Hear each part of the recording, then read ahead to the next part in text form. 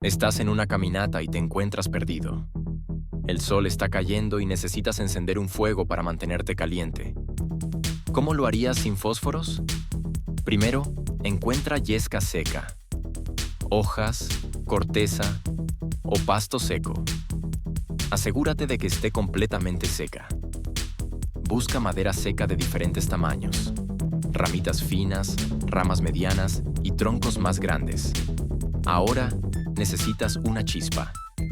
Usa una piedra y acero o un encendedor de magnesio. Ráscalos juntos cerca de la yesca para producir chispas. Cuando veas una chispa, sopla suavemente para avivar el fuego.